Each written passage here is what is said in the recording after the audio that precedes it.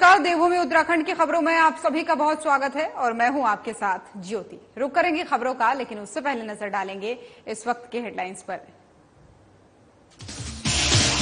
सचिवालय media centre में CM Dhami ने की प्रेस वार्ता। जम्मू कश्मीर में कांग्रेस और एनसी के गठबंधन पर उठाए सवाल। सत्ता के लालच में कांग्रेस का चेहरा हुआ उजागर। हरिद्वार में महायोगी पायलट बाबा के उत्तराधिकारी की घोषणा। साध्वी कैवल्या देवी को बनाया गया उत्तराधिकारी। अंतर्राष्ट्रीय संरक्षक हरिगिरी महाराज ने की घोषणा। ऋषिकेश में स्कूलों में श्रीकृष्ण जन्माष्टमी की धूम। मटका फोड़ कार्यक्रम बना आकर्षण का केंद्र। राधा कृष्ण की झांकी ने मोहा लोगों का मन। ऋषिकेश में ई ऑटो चालक ने शुरू किया क्रमिक अनशन। 26 अगस्त से किया जाएगा आमरण अनशन। मुनिकरेती में ई ऑटो को एंट्री देने की मांग। मसूरी में शिफन कोर्ट के आदेश से बेघर हुए थे 84 परिवार। अब तक विस्थापन नहीं हो पाए 84 परिवार। अनिश्चितकालीन धरना प्रदर्शन करने की कही बात।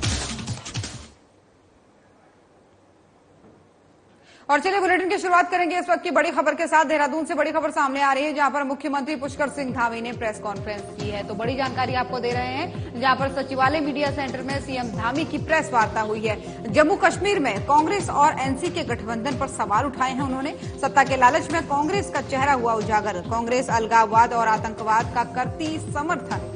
कांग्रेस के सहयोगी दलों के लिए सत्ता पहले और देश बाद में है। सत्ता के लालच में देश की सुरक्षा, एकता और अखंडता के लिए कांग्रेस का कोई सरोकार नहीं है। एनसी और कांग्रेस के गठबंधन ने हर काम में कश्मीर को पीछे धकेला है। गठबंधन के बाद कांग्रेस के मंसूबे सामने आए हैं। एनसी घोषणा पत्र के वादों पर कांग्रेस और राहुल गांधी से 10 सवाल उन्होंने पूछे हैं। क्या एनसी और कांग्रेस जम्मू कश्मीर में अलग झंडे का करती है समर्थन? भाजपा ने आजादी के बाद हटाई 370। क्या पार्टियां 370 करना चाहती हैं लागू? कांग्रेस ने पूरे चुनाव के दौरान देश के अंदर झूठ परोसने का काम किया है। हम कभी भी राजनीति को राष्ट्रनीति से बढ़कर नहीं मानते हैं। उत्तराखंड के वीर जवानों ने कश्मीर को बचाने के लिए दी हैं शहादतें। एक देश में एक ही व्यवस्था लागू होनी चाहिए। तो सीएम धामी ने 10 बड़े सवाल उठाए हैं बाकायदा प्रेस कॉन्फ्रेंस करते हुए। कांग्रेस को लताड़ा भी है उन्होंने, और एनसी और कांग्रेस के गठबंधन पर जम्मू कश्मीर में जो हुआ है उस पर कई सारे सवाल खड़े करते हुए मुख्यमंत्री पुष्कर सिंह धामी नजर आए।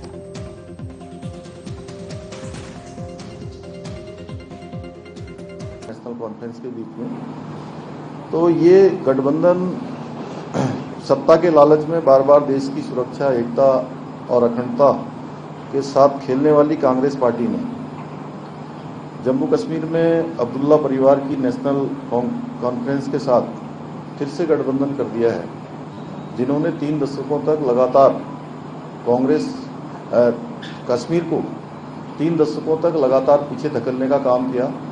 आतंकवाद को, अलगाववाद को, जिहाद को लगातार पोषित करने का काम किया। और कांग्रेस पार्टी ने जो गठबंधन किया है, उस गठबंधन के बाद उनके मंसूबे सबके सामने जाहिर हो गए हैं कि वो किस प्रकार से कश्मीर को किस प्रकार से बर्बाद करने वाले लोगों के साथ आज अपना गठबंधन कर रहे हैं। तो नेशनल कॉन्फ्रेंस के घोषणा पत्र के वादों पर कांग्रेस पार्टी और राहुल गांधी जी से हमारे चूंकि ये 10 सवाल हैं कि उनको 10 सवालों के जवाब देश की जनता को जरूर देने चाहिए कि क्या कांग्रेस नेशनल कॉन्फ्रेंस के जम्मू कश्मीर से फिर से अलग झंडे के वायदे को समर्थन करती है? क्या कांग्रेस कश्मीर के युवाओं के बदले पाकिस्तान के साथ वार्ता करके फिर से अलगाववाद को बढ़ावा देने का समर्थन करती है? ये प्रश्न है। क्या कांग्रेस पार्टी राहुल गांधी पाकिस्तान के साथ फिर से व्यापार शुरू करने के नेशनल कॉन्फ्रेंस के निर्णय से फिर से बॉर्डर पार से आतंकवाद और इकोसिस्टम का पोषण करने का भी क्या समर्थन? गठबंधन से कांग्रेस पार्टी का एक और चेहरा सामने आया है, जो इन्होंने पूरे चुनाव के दौरान देश के अंदर एक झूठ परोसने का काम किया कि भाजपा की सरकार आएगी, एनडीए की सरकार आएगी, मोदी जी फिर से प्रधानमंत्री बनेंगे तो देश के अंदर आरक्षण समाप्त हो जाएगा। इस प्रकार का एक पूरा भरमजाल इन्होंने फैलाया। लेकिन कांग्रेस पार्टी का आरक्षण विरोधी चेहरा भी इस गठबंधन होने के बाद सामने आया है। क्या कांग्रेस दलितों, गुर्जर, बकरवाल और पहाड़ियों के आरक्षण को समाप्त कर फिर से उनके साथ अन्याय करने के नेशनल कॉन्फ्रेंस के वादे के साथ है क्या? पूरा देश ये जानता है कि, और मैं उत्तराखंड का मुख्य सेवक हूं और उत्तराखंड के वीर जवानों ने कश्मीर को बचाने के लिए अपनी वहां पर बड़ी संख्या में शहादत दी है, बड़ी संख्या में अपना बलिदान किया है।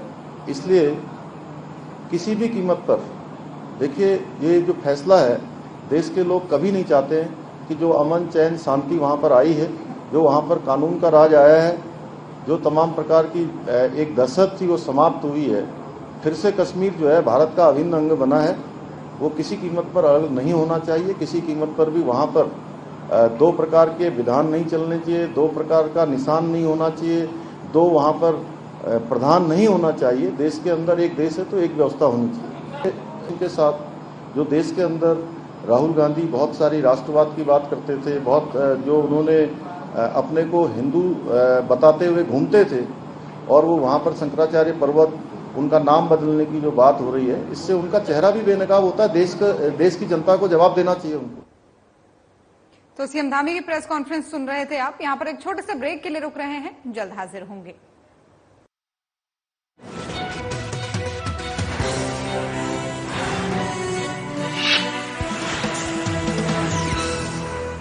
आज भारत विकास भी और विरासत भी जिस मंत्र के साथ आगे बढ़ रहा है, उत्तराखंड उसका प्रखर उदाहरण है। प्रधानमंत्री नरेंद्र मोदी के मार्गदर्शन और मुख्यमंत्री पुष्कर सिंह धामी के नेतृत्व में उत्तराखंड ने ऐतिहासिक उपलब्धि हासिल की है। साल 2023-24 के एसडीजी इंडेक्स में उत्तराखंड ने देश में प्रथम स्थान प्राप्त किया है। संयुक्त राष्ट्र ने धरती पर बेहतर जीवन, संसाधनों के सतत उपयोग और मानव कल्याण के लिए सतत विकास के 17 लक्ष्य तय किए हैं। इन्हीं लक्ष्यों की कसौटी पर उत्तराखंड का शानदार प्रदर्शन जारी है। अपनी कल पहले स्थान पर पहुंच गया है। इकोलॉजी और इकोनॉमी में बेहतर समन्वय के साथ उत्तराखंड सरकार विकसित उत्तराखंड के भाव पर खरी उतर रही है।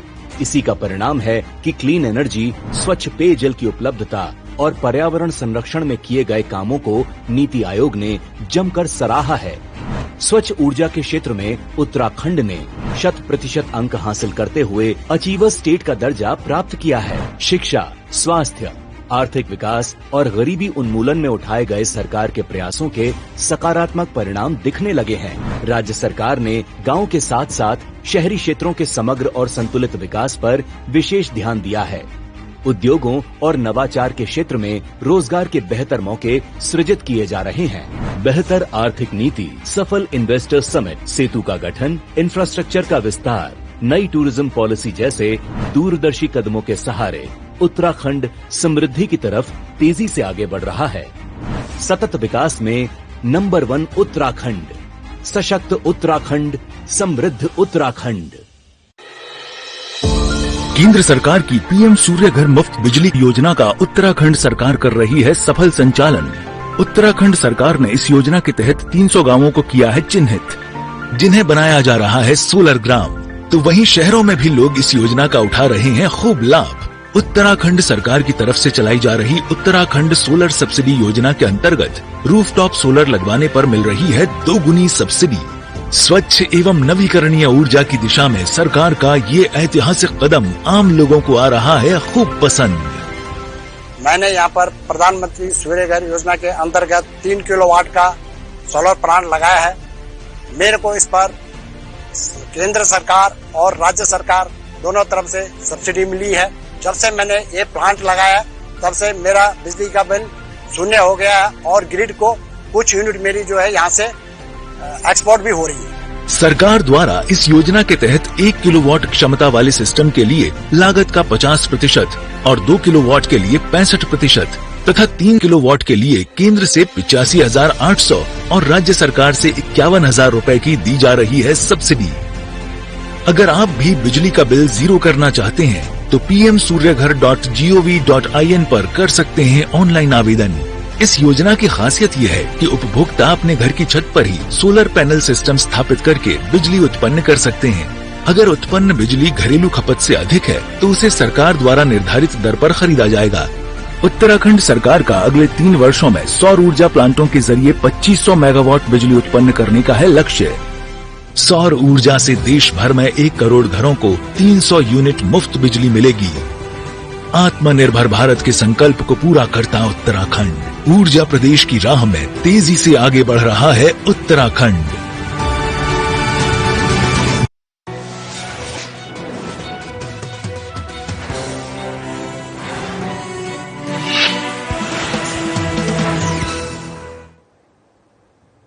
और ब्रेक के बाद एक बार फिर से स्वागत है आप सभी का। चलिए खबरों में आगे बढ़ते हैं।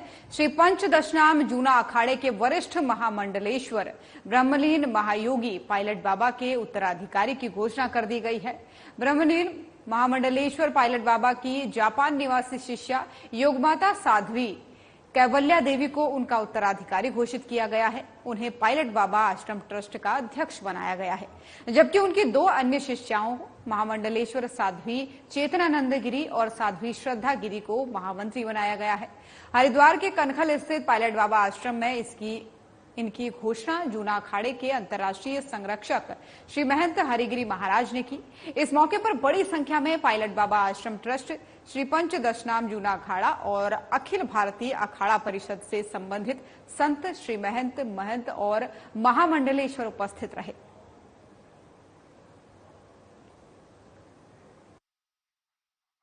एक स्वयं महादेव के अंश के अवतार थे और तमाम उनके लिए हम लोग आज भी अनेक प्रकार की उनके अंत्येष्टि का जो कार्य था, जिसमें आज शिव पुराण का कथा आरंभ होना था, तरीके से वो लोगों ने अध्यक्ष बनाया, वो लोगों ने उनको दोनों को सहायक बनाया और वो महामंत्री पद पे, मंत्री पद पे, बाकी संगठन को वो उनका काम है तैयार।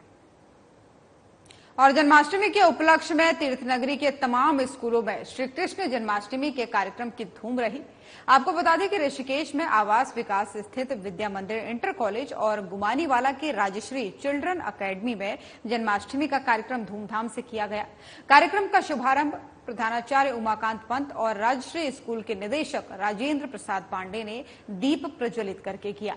जन्माष्टमी के कार्यक्रम में नन्हे मुन्ने बच्चे राधा कृष्ण के रूप में लोगों को आकर्षित करते नजर आए। सबसे ज्यादा आकर्षण का केंद्र मटकी फोड़ कार्यक्रम रहा। इस दौरान प्रधानाचार्य उमाकांत पंत और निदेशक राजेंद्र प्रसाद पांडे ने अपने अपने स्कूलों में बच्चों को श्री कृष्ण जन्माष्टमी के पर्व को मनाने का उद्देश्य बताया। इस दौरान कई प्रकार की प्रतियोगिताओं का आयोजन भी किया गया, जिसमें बेहतर प्रदर्शन करने वाले बच्चों को इनाम देकर हौसला अफजाई उनकी की गई।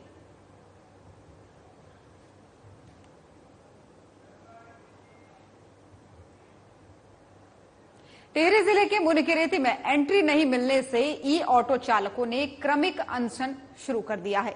26 अगस्त से क्रमिक अनशन के बाद आमरण अनशन भी करने की चेतावनी चालकों ने दी है। चालकों ने आज एसडीएम को एक ज्ञापन दिया है, जिसमें समस्या का समाधान करने की मांग चालकों ने की है। इसके अलावा आंदोलन को असामाजिक तत्वों के द्वारा बदनाम करने का आरोप भी चालकों ने लगाया है। इस संबंध में भी एसडीएम से शिकायत कर जांच की मांग की गई है। यूनियन अध्यक्ष वीरेंद्र भारद्वाज ने बताया कि असामाजिक तत्व आंदोलन के बीच में पहुंच करके आंदोलन को बरगलाने का काम कर रहे हैं। कुछ शरारती तत्व गांधीगिरी से चल रहे धरने के बीच अशांति फैलाने की कोशिश कर रहे हैं, जिनकी शिकायत एसडीएम को दे दी गई है। उन्होंने बताया कि जल्दी ही मुनिकीरेती में चालकों को एंट्री नहीं मिली तो आमरण अनशन किया जाएगा। फिलहाल प्रशासन के खिलाफ नारेबाजी कर प्रदर्शन और कार्मिक अनशन किया जा रहा है। और यहां पर रुक रहे हैं एक छोटे से ब्रेक के लिए, जल्द हाजिर होंगे।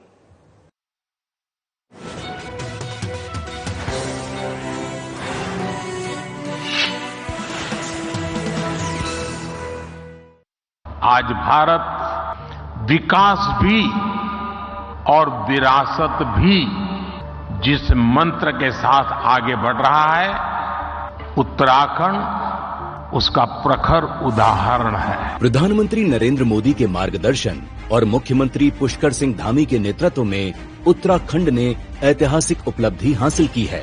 साल 2023-24 के एसडीजी इंडेक्स में उत्तराखंड ने देश में प्रथम स्थान प्राप्त किया है। संयुक्त राष्ट्र ने धरती पर बेहतर जीवन, संसाधनों के सतत उपयोग और मानव कल्याण के लिए सतत विकास के 17 लक्ष्य तय किए हैं।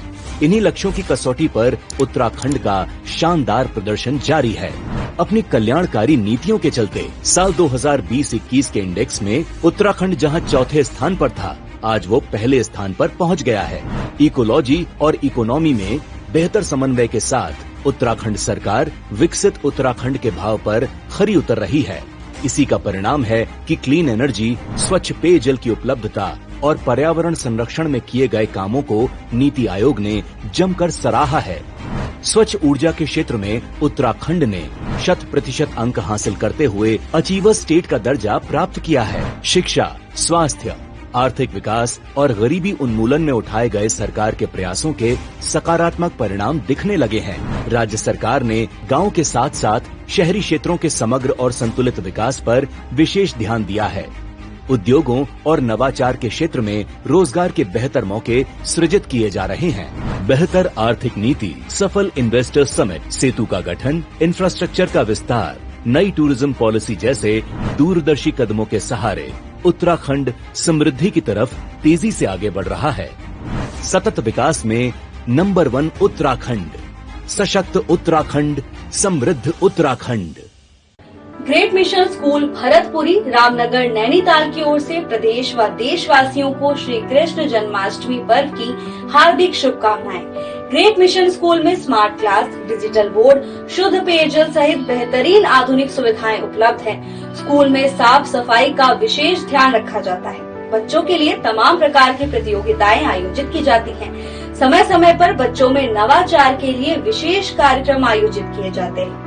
बच्चों को आधुनिक तकनीक से शिक्षित बनाने के लिए ग्रेट मिशन स्कूल सदैव तत्पर है। Great mission school Bharatpuri Ramnagar Nainital. Mobile number 9917464264।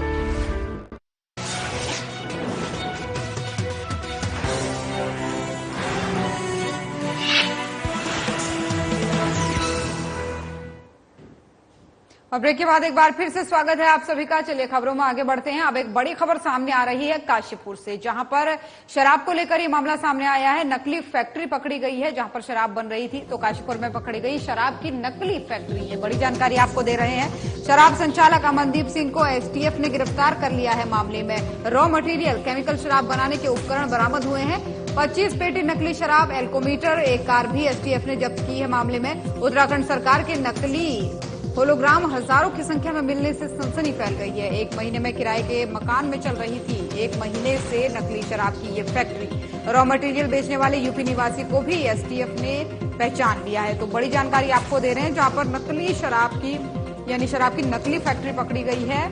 और अब मामले में कई वाहन जब्त किए गए हैं, पूरा सामान जब्त किया गया है। कुछ लोगों को भी मामले में गिरफ्तार किया गया है।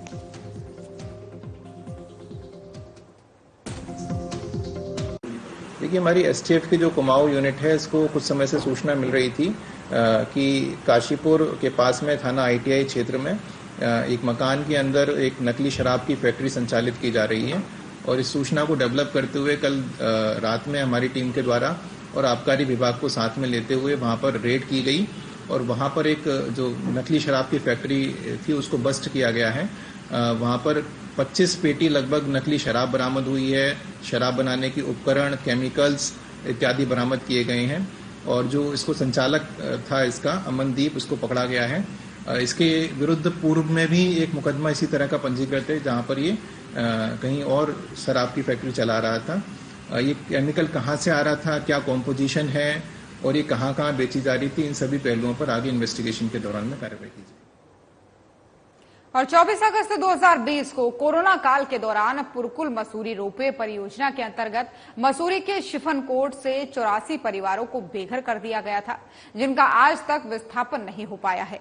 इसी को लेकर के आज शिफनकोट संघर्ष समिति द्वारा जो है शहीद स्थल झूलाघर पर मौन व्रत रखा गया और शीघ्र विस्थापन की मांग की गई है। शिफनकोट संघर्ष समिति के अध्यक्ष संजय टमटा ने बताया कि प्रशासन द्वारा भारी पुलिस बल के साथ ही यहां रह रहे 84 परिवारों को बेघर कर दिया गया था, लेकिन आज तक उनका विस्थापन नहीं हो पाया है और आज यहां पर मौन व्रत रखा गया है। यदि उनकी मांगे नहीं मानी गई तो 28 तारीख से अनिश्चितकालीन धरना प्रदर्शन किया जाएगा।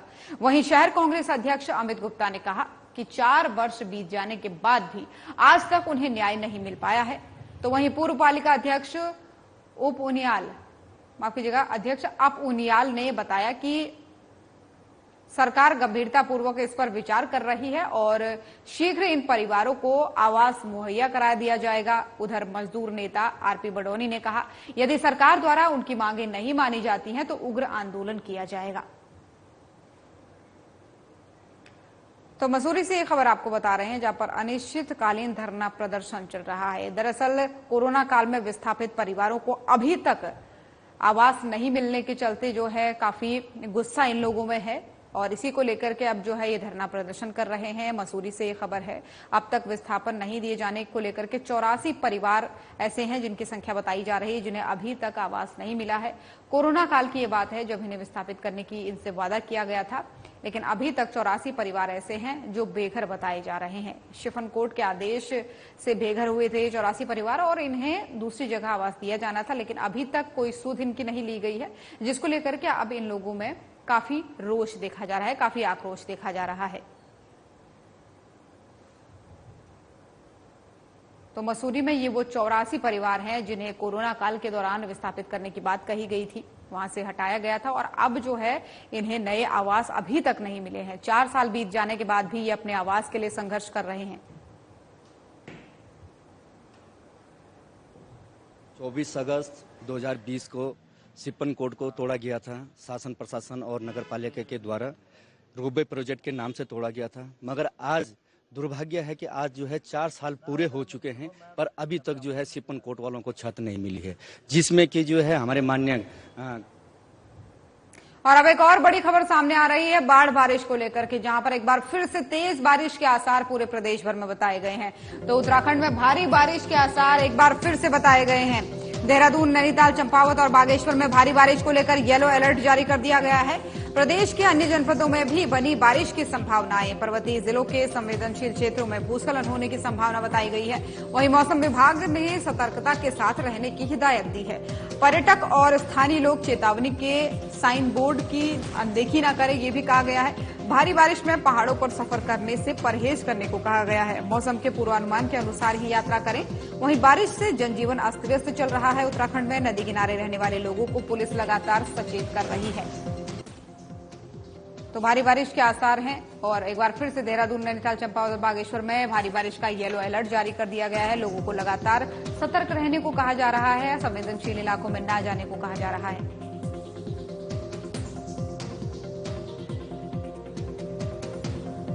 तो बारिश से एक तरीके से उत्तराखंड में जनजीवन अस्त व्यस्त चल रहा है। लगातार बारिश हो रही है और इस बीच फिर से तेज बारिश की संभावना जताई गई है। मौसम विभाग ने एक बार फिर से पूर्वानुमान जताया है, जिसमें कई जिलों में जो है ऑरेंज येलो अलर्ट जारी कर दिया है भारी बारिश का। और क्योंकि लगातार हो रही मूसलाधार बारिश के चलते कई जगहों पर रास्ते टूटे हैं, कई जगहों पर सड़कें टूटी हैं और लगातार संवेदनशील इलाकों में न जाने की अपील मौसम विभाग कर रहा है। शासन प्रशासन द्वारा लोगों को अलर्ट किया जा रहा है। जो लोग नदी किनारे रहते हैं वो नदी के पास न जाएं। जो लोग भी संवेदनशील इलाकों में रहते हैं उन सभी से लगातार ये अपील की जा रही है कि आप लोग जो है सुरक्षित स्थानों पर रहें, ऐसे स्थानों पर न जाए जहां पर किसी भी तरीके की अनहोनी या फिर आपदा के आने का संशय रहता है। तो देवभूमि उत्तराखंड की खबरें देख रहे थे आप। बुलेटिन में फिलहाल इतना ही। नमस्कार।